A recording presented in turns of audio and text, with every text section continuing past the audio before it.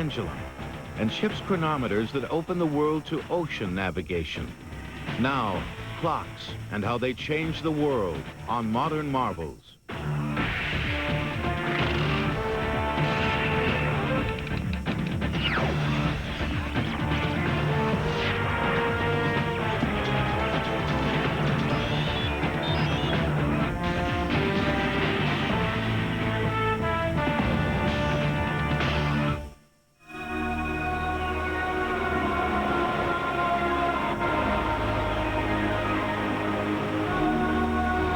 There is nothing more timeless than time. Man began to measure it when he noticed the shadow cast by the sun and how it changed through the day.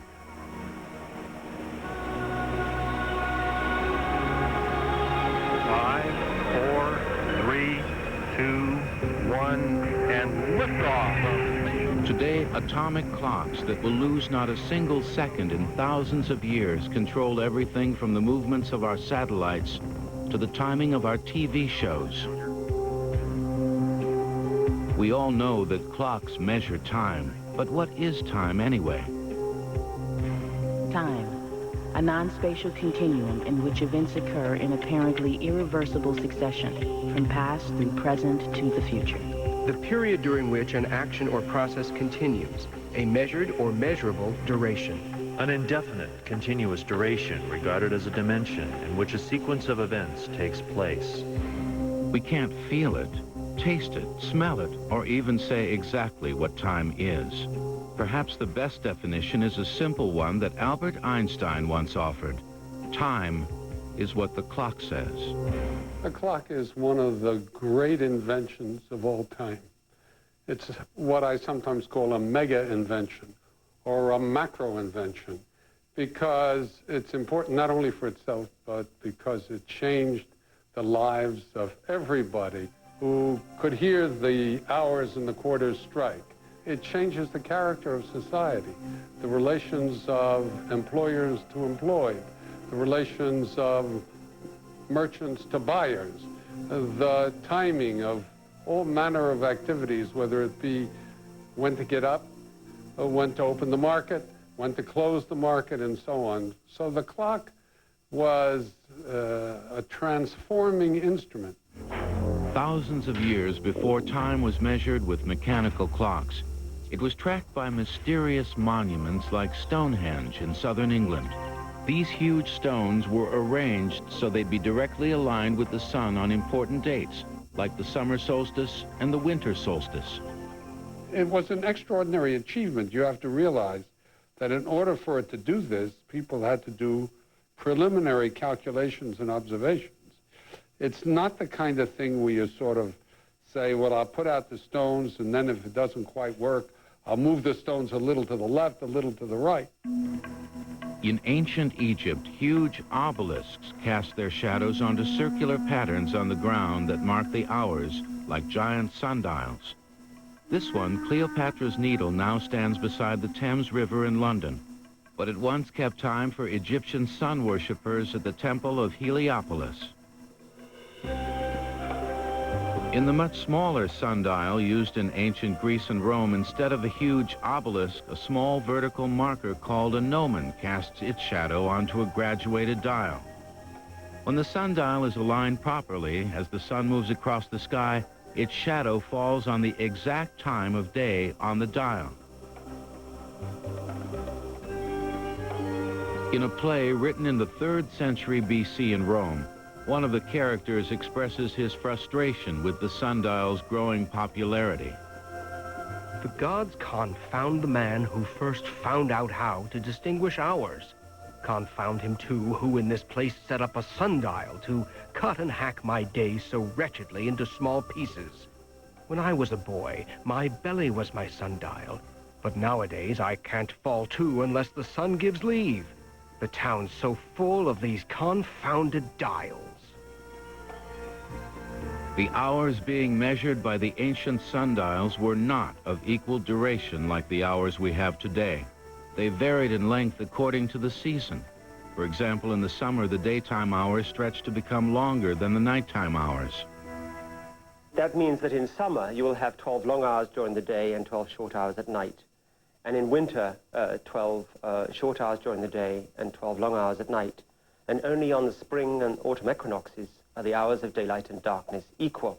This system of time measurement is known as temporal hours. It was adopted by the Greeks and by the Romans, and with the spread of the Roman civilization, moved throughout the then civilized world. Besides shadows, ancient civilizations used sand, water, and fire to keep track of time. But unlike sundials, these devices operated more like timers than timekeepers. A good example is the sand glass, which has been timing eggs for centuries. In the Middle Ages, graduated candles were popular for measuring time at night in both Eastern and Western societies.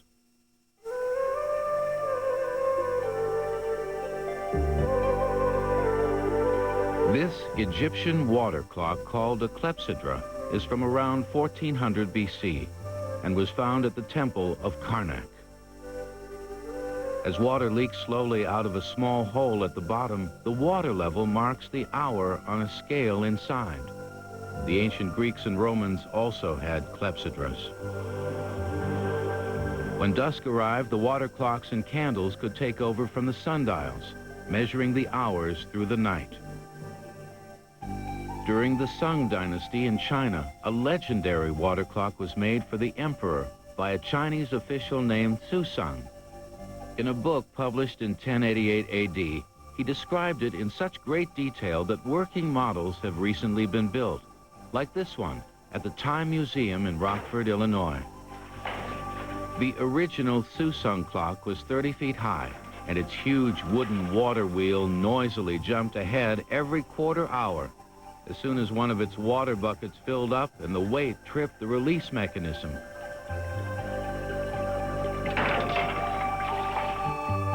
The water wheel powered a device on the roof called an armillary sphere that showed the movement of all the known planets. Its accuracy as a timekeeper is highly questionable, but its primary purpose was to give information about the celestial bodies. To the Chinese, this was extremely important because it held the keys to the future. When the emperor determined that he wanted to have another heir, the timing of his intercourse with the chosen partner would be picked in accordance with what this clock would tell him about the conjuncture of the planets, etc. The Susung clock has a unique driving mechanism that foreshadows a key development in the later history of clocks, called the escapement. It lies at the heart of all mechanical clocks, including modern ones. About 200 years after the Susung clock on the other side of the world, the first mechanical clocks would begin to emerge. Since the Western clockmakers had no way of knowing about Susung's escapement, they had to, in effect, reinvent the wheel. And when they did, it resulted in a huge leap forward in timekeeping accuracy. The clepsydra was used to time arguments in court in ancient Greece. Maximum time, 1 bowl, 15 minutes. Clocks will continue in a moment on Modern Marvels. Time is running out on Buick Swing into 99. And for a short time only, we've got numbers that'll make your head spin. Low 0.99 APR financing on every 99 Buick for an average finance savings of up to $4,200. And the new twist, no monthly payments for 99 days. But these numbers won't be around much longer, so better jump now. We now return to clocks on Modern Marvels. Throughout most of the Middle Ages, the world continued to rely on water, shadows, sand, and fire to tell time. But then a revolutionary new method of time measurement was born. There are few records to go on, but experts believe the very first mechanical clock was built somewhere in England during the 13th century. There is a lot of evidence to suggest that the mechanical clock came out of the monasteries to determine the hour of the day for prayer times. It also comes, however, at a time when there's a great urbanization, and there's a demand for more accurate time. There's a demand for a fair means of determining how many hours someone works. A mechanical clock can do that better. Furthermore, water clocks in Northern Europe didn't work well because of the freezing temperatures in winter. The moment, of course, you freeze your water clock, you have no more timekeeping. Many of the earliest mechanical clocks did not have dials and indicated the time by striking bells. In England, people began to call them by a name that came from a Latin word for bell, clocca. Most of these clocks used weights to provide the energy that would be continually released by the clock mechanism. The problem with falling weights, of course, is that if they fall freely, that clock is not going to run very long. No matter how high you put the clock, it doesn't take that long for the weights to hit the ground. So the essential discovery is to find a way to use the energy in the falling weights in very small increments. Allow it to fall just a bit, stop it, and then again, just a bit, stop it. And that's where the escapement comes in. It controls the rotation of the gear wheels by intermittently releasing the teeth of a specially shaped gear. This gear, when released, transmits the impulse required to maintain the constant back and forth motion of what's called the regulating device. This Swiss clock, made in 1540, uses a regulating device called a folio, a pivoted bar that rocks back and forth. And this is why it is called in English an escapement device, because it allows the falling weight to escape from restraint and fall a little bit more. This escapement device was, in a sense, the key to making the mechanical clock possible. When it was time to strike a bell, a powerful flywheel would be released.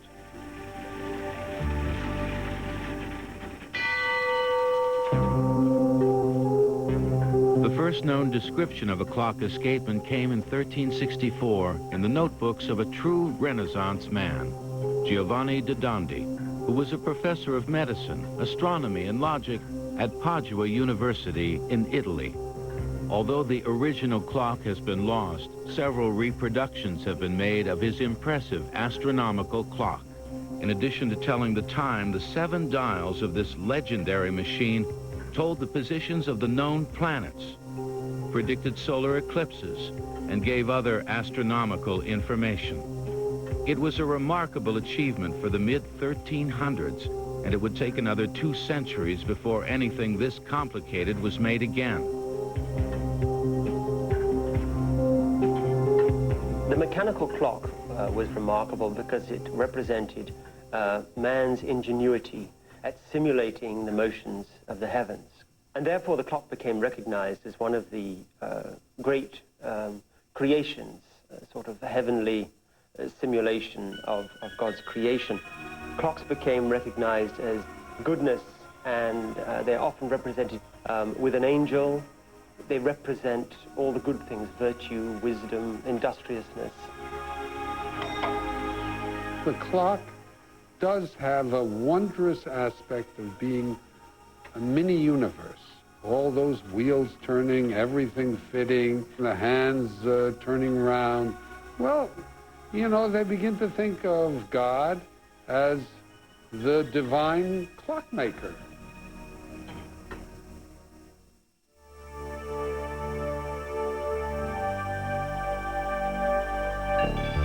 The next big leap forward in time measurement was the spring, which, as it slowly uncoiled, provided the energy that in previous clocks had come from weights.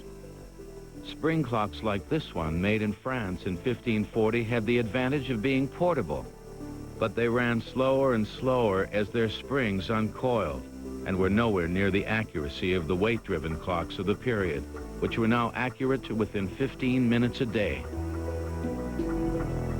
The making of the clock required enormous skill. If you could learn to make a clock, you could make anything. And in the history of European industry, it's the clockmakers who are always at the frontier.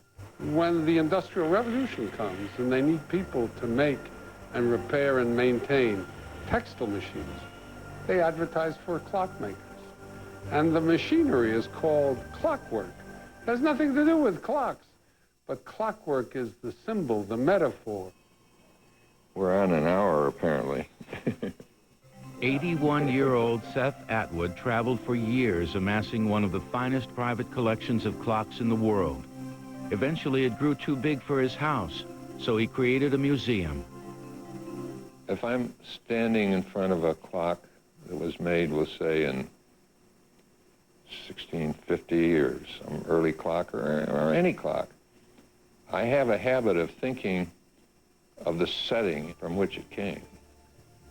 The people, kind of clothes they were wearing, the kind of home or castle that it was in, the people who wound it, the people who lovingly set it and cared for it.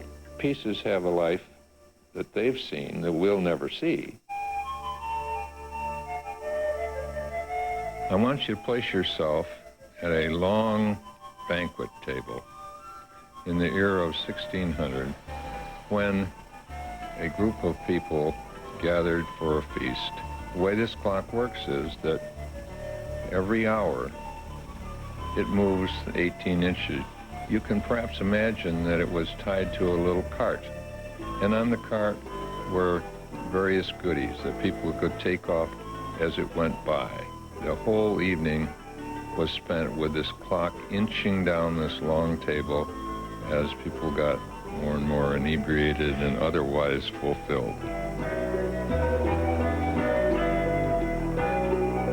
Like the moving banquet clock, this clock was made in Augsburg, Germany around 1600. If its swinging tail is an original, this clock was way ahead of its time.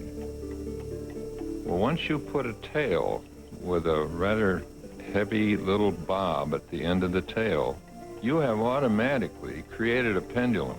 And if it was a pendulum clock from its inception, it was made by accident. 50 years before, pendulum clocks were purposefully made. In the early 1600s, Italian scientist Galileo Galilei is said to have an almost mystical experience in the cathedral at Pisa.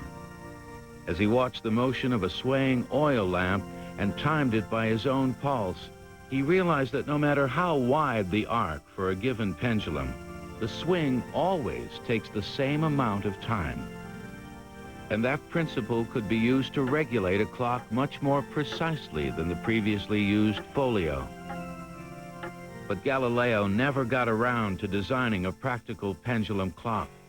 The Dutch astronomer Christian Huygens was the first to do that in 1657.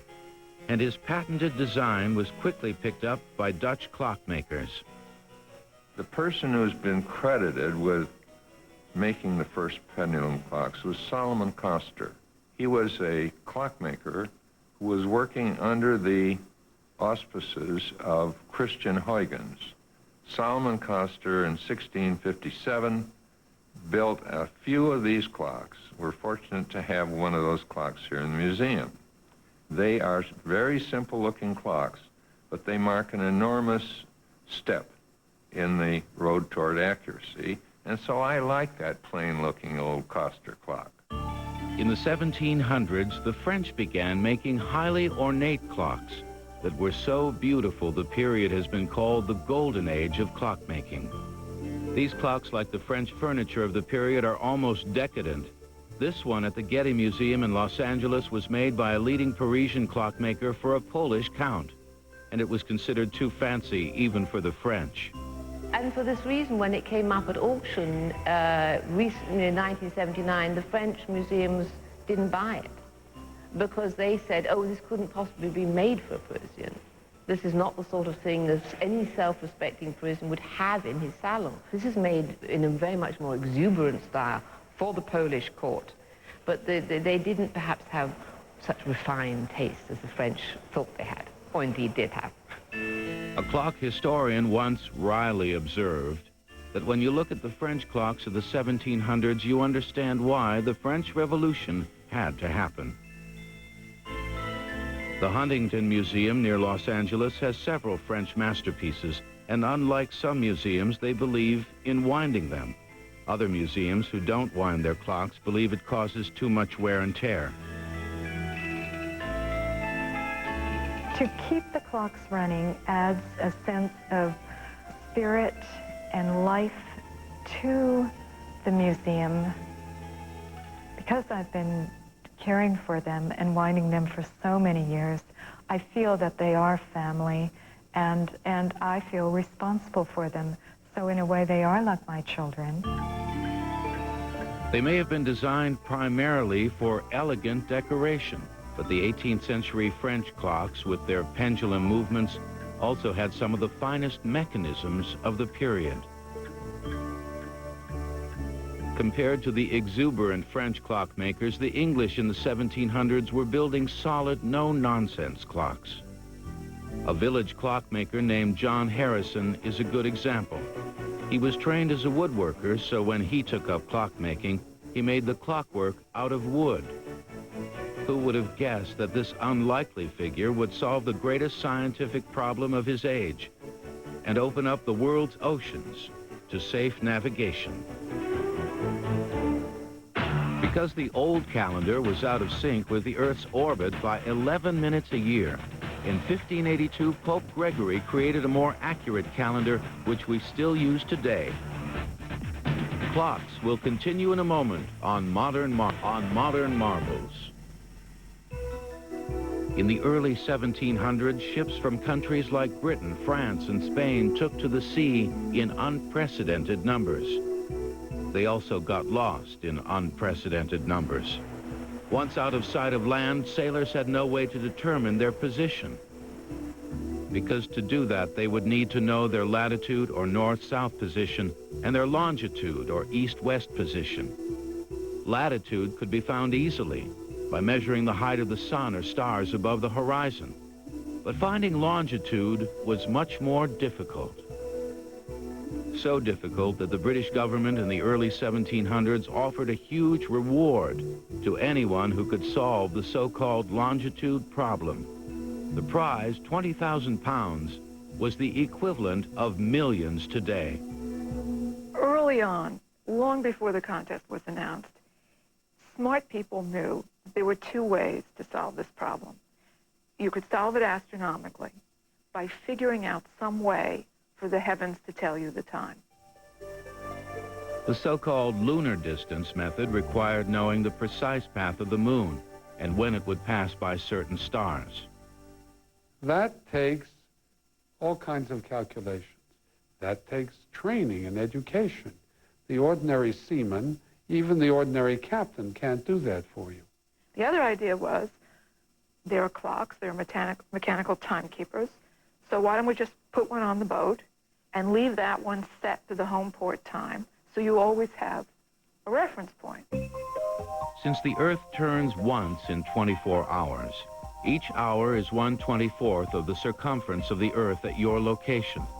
If you had an accurate clock on board that showed exactly what time it was back in home port, say London, you could tell precisely how far east or west you traveled by observing the time difference between high noon at your location and noon on the clock.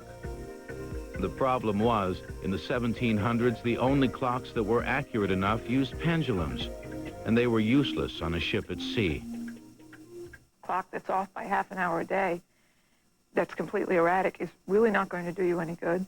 And then getting a clock that will work aboard ship with the vessels being pitched about in storms and just the moisture in the air was enough to foul a metal clock. All metal parts expand and contract as the temperature changes. So if you're sailing from England in the winter to the West Indies, by the time you get there, who knows whose time your clock is keeping? An uneducated village carpenter, John Harrison, spent a lifetime trying to solve these problems. Harrison came out of nowhere. He was the son of a carpenter. He grew up in a poor family. He was almost entirely self-educated. His father taught him how to be a joiner, a carpenter. And then he taught himself clockwork. Now, that's an extraordinary thing in which to be self-educated. Before he was 20, he was making clocks. And since the one thing he had real training in was woodworking, he made the clocks out of wood. So all the early ones are completely made of wood. And the idea that someone could be self-educated and then make innovations that changed the entire course of precision timekeeping, that's impressive. When Harrison decided to build an accurate sea clock, it took him 4 years to come up with the design. He then had to travel to London to present his plan to the Board of Longitude.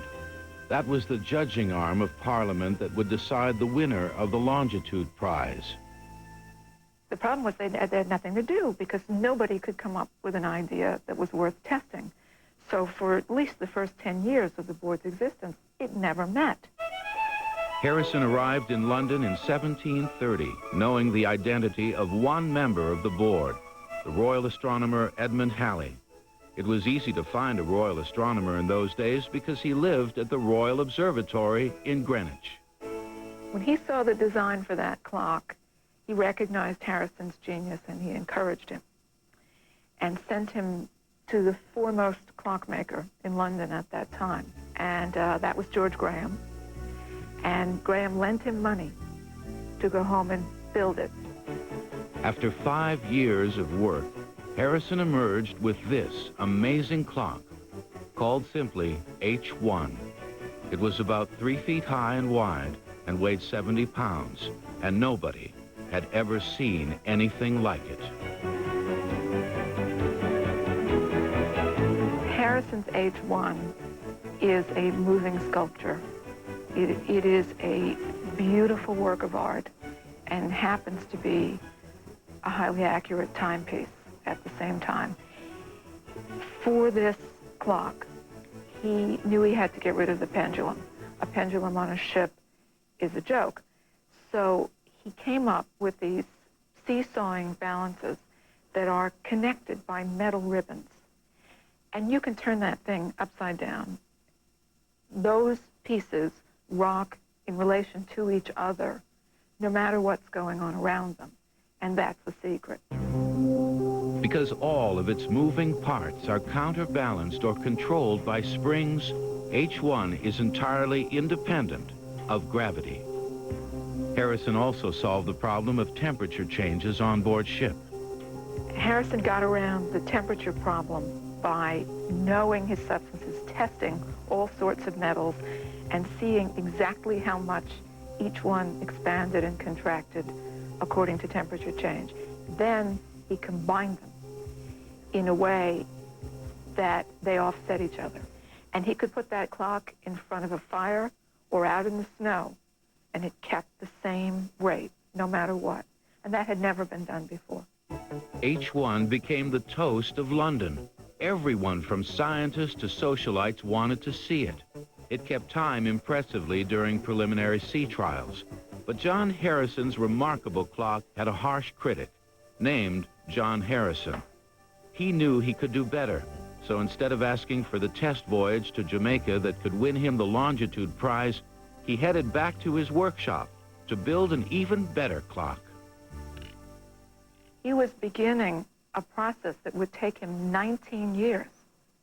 And so by the time he came out of the workshop again, the astronomers had caught up. At that point, they had mapped the stars. They knew what was where. They had figured out how to predict the motion of the moon. And they had the instrument, the forerunner of the sextant, to be able to observe the heavenly bodies and measure the distances between them. So now, there really were two rival methods. During those 19 years, Harrison built 3 more clocks, H2, H3, and H4, and the clocks were getting smaller and smaller. From this, he had gone to this. Although no one in the 1750s considered a mere pocket watch a serious timekeeper, Harrison had made another breakthrough discovery. He found that a small timekeeper with a small high-frequency balance would be much more stable when moved around than his earlier clocks were. John Harrison had finally done it.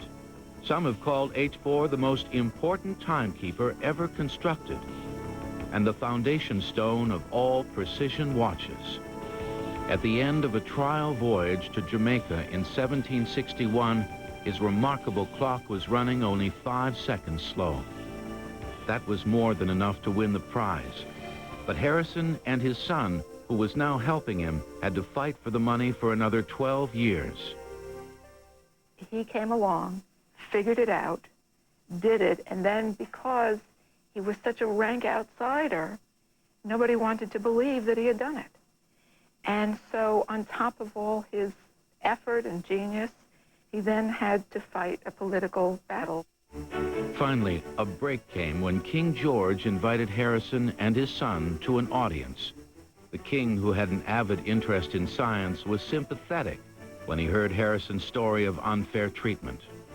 The reaction of the king, which was recorded in a book written by a Harrison descendant much later, was that the king muttered under his breath how these people had been cruelly wronged, and then he said, "By God, Harrison, I will see you right it." And he did. With the king's help, Harrison took his appeal directly to Parliament. Finally, after 40 years of work and struggle, John Harrison received the prize money. 2 years later, at the age of 83, he died. By all accounts, an unhappy man. To help finance its war with France, the British government in 1797 imposed a use tax on all clocks. It had a disastrous effect on clock sales and was repealed the following year. Modern marvels will return. Modern marvels. In the early 1800s, a Connecticut clockmaker named Eli Terry was about to make history.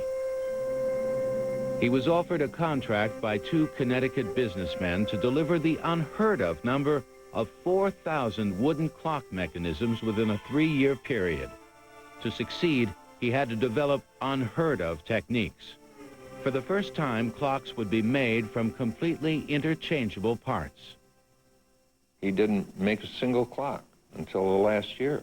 He spent all of his time building machinery and getting his plant organized in order to build these clocks. Terry was totally convinced that he could produce 4,000 clocks in a year, and he did. And it just changed the whole market and brought watches and clocks into the hands of people for minimal amounts of money, and they were very, very good timekeepers, too. American clockmaking very early becomes an industry as against an art and craft. But the product is very cheap, so cheap that when the Americans imported their first clocks to England, the English confiscated them. It was impossible, they said, to make clocks for that kind of price. So it was clearly a fraud to avoid tariff duty, and they seized the whole shipment. Soon the rest of the world would catch on, and the mass production techniques pioneered by Eli Terry would be turning out millions of clocks for the people. Now, anybody and everybody could afford an accurate timekeeper. With the growth of American railroads in the 1800s, confusion about what time it really was could be deadly. Trains were often running in 2 different directions on the same track, and collisions could only be avoided if one of the trains pulled over onto a siding at precisely the right time. But it was easy to get confused about the time since every town had its own local time, with 12 noon being whenever the sun was directly overhead. These, if you will, near encounters of the first kind had to be avoided, and were to some extent avoided, by telling trainmen when they were expected to arrive at such and such a point, telling them which one would take precedence over the other, and which one would go off on the siding. And all of that, of course, when it worked all right. And when it didn't work, it could be a disaster.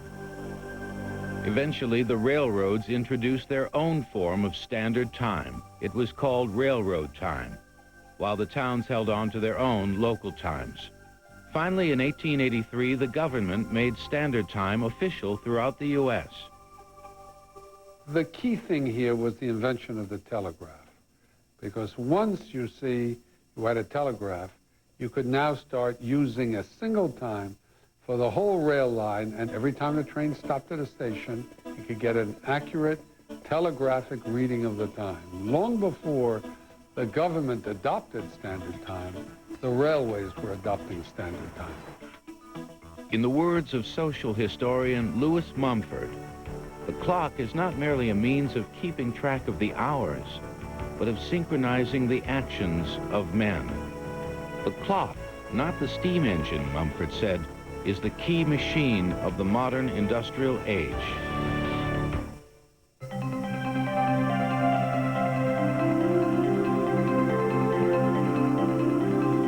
Small portable clocks called watches had been around since the 1500s.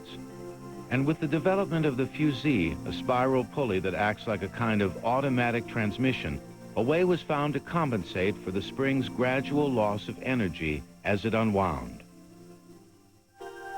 But it wasn't until the late 1600s that the combination of the balance wheel and balance spring allowed the pocket watch to come into its own. These two parts do the same job that the pendulum and gravity perform in larger clocks, providing constant, equal units of time. The now accurate and reliable pocket watch became increasingly popular over the next 2 centuries. The idea of wearing a timekeeper on the wrist became popular in the late 1800s, when ladies' bracelet watches were all the rage.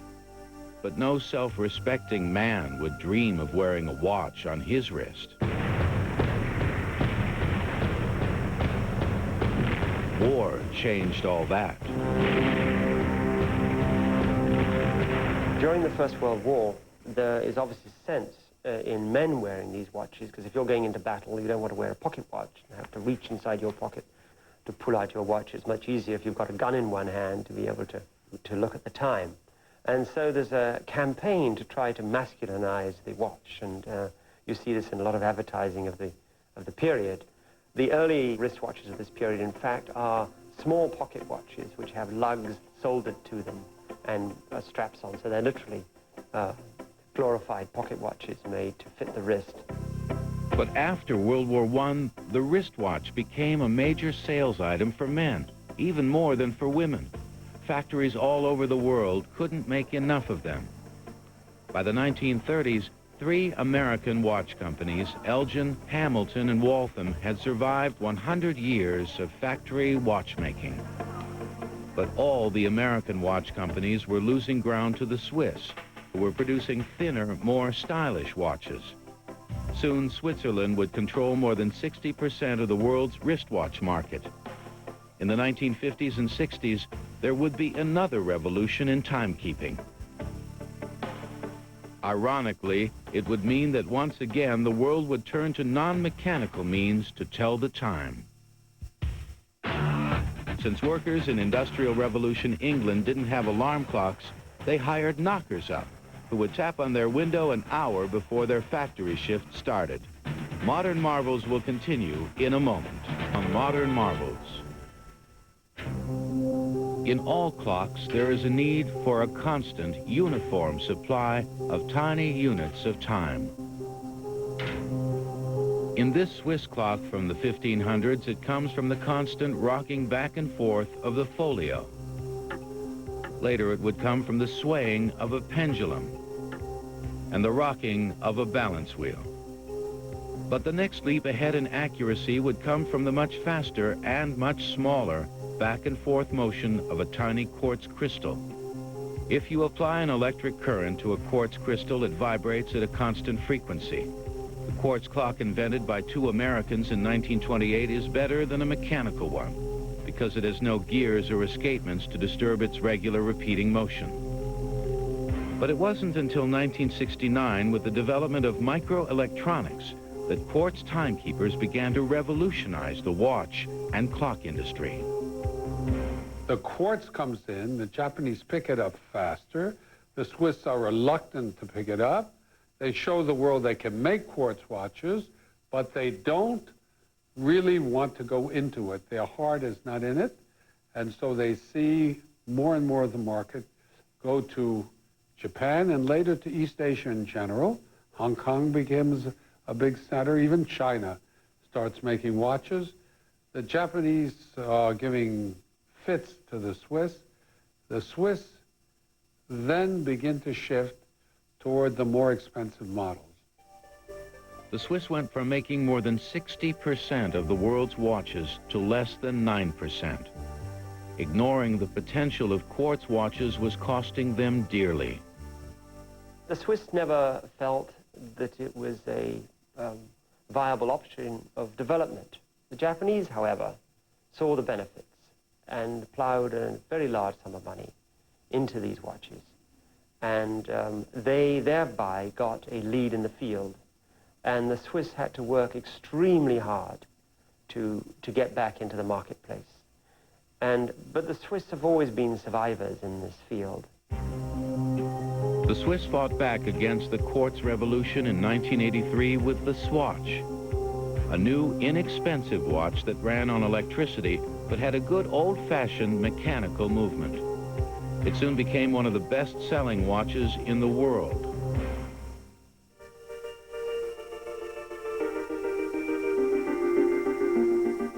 In the 1950s, a new type of timekeeper, even more accurate than the quartz clock, was developed. It used the back-and-forth motions of particles inside the atom to measure time. The first atomic clock was built in 1955 and was accurate to 1 second in 300 years.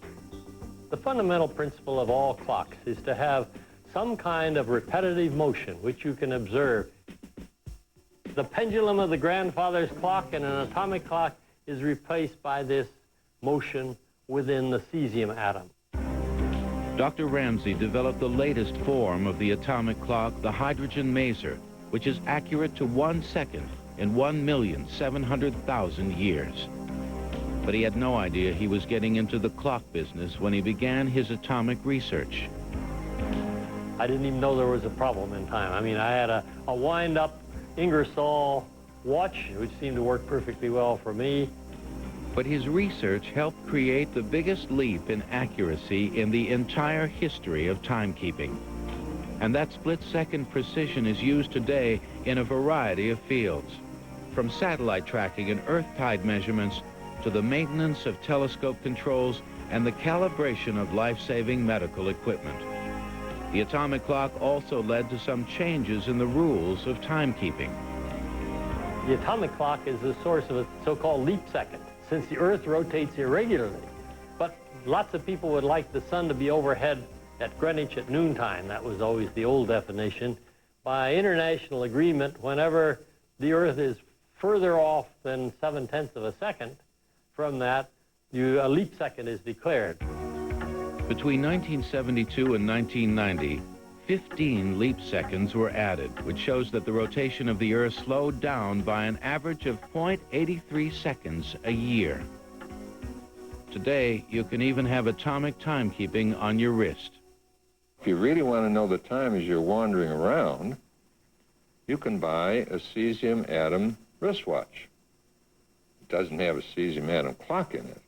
It has a device which is taking the signal from Fort Collins, Colorado, of WWV, which is the cesium atom time signal, through a receiver in this watch. And so I'm dead on to the most accurate timekeeping we perform. The atomic clock has also helped to prove the theories of Albert Einstein. His theory of relativity tells us that after thousands of years of striving for absolute accuracy, we are actually measuring something that isn't an absolute at all. Time, according to Einstein, slows down at extremely high speeds. One of the best confirmations of that is an experiment of one of my associates, Bob Bessel, who took a hydrogen maser and shot it in a rocket and measured the rate of the clock all the way up and all the way down. And indeed, the rate changed. So the two clocks differed when they got down, and he could confirm the theory of relativity prediction. The atomic clock may be the new standard for accuracy, and the quartz watch may be the one most of us have on our wrists. But for true clock lovers, they can never replace the mechanical clock. In the hearts of those who love them, the grand old timekeepers of the golden age of clocks will always be ticking. Each of them has their own unique voice when they ring, and I love hearing that voice, and I would miss them terribly if they were not to run.